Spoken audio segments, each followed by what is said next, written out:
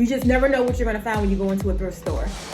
Hey everybody, my name is Aisha Gilchrist, and today I will be showing you how to overhaul your wardrobe in just one day, but only at thrift stores. Let's go.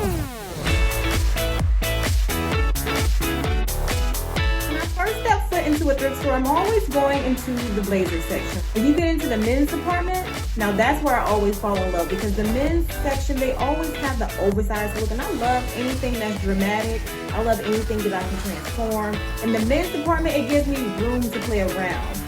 While I went thrifting this time, when I was in the men's department, I actually found a blazer that had money in it, y'all. You can literally hear the change in it. It's so much change in there. And then I think there's like some type of bill in here. I can feel it. This is gonna be my lucky blazer from now on. You just never know what you're gonna find when you go into a thrift store.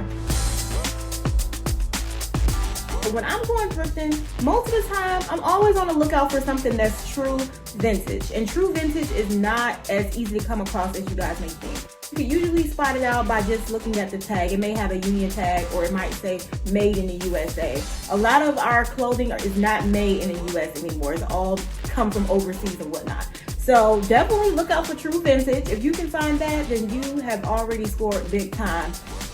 So one of the many items that I love to get are the granny two-piece sets. The sets that I used to see my grandmothers wearing to church. The details on these granny two-piece sets were always popping to me. So I just always gravitated towards those. The prints, the patterns, even the granny dresses you can spice up with a little leg out. You know, you can do a whole lot with these granny two-piece sets. So when it comes to stains, I always try to pass on the items that might have black or brown stains, and I'm gonna tell you why. Black and brown stains kind of can represent infestation. Not saying that's what it is, but if I don't know what kind of stain it is, I'm just gonna leave it there, because those are sometimes harder to come out of the clothing, where if it's just a rip or a tear, I can just stitch that back up. But stains, if I can avoid a problem, I'm just gonna avoid it before it even becomes a problem.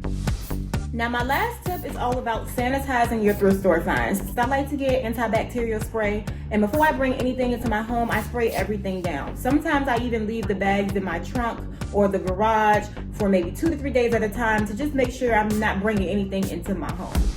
So let me show you how you can literally transform some of these clothes into a whole bunch of different looks.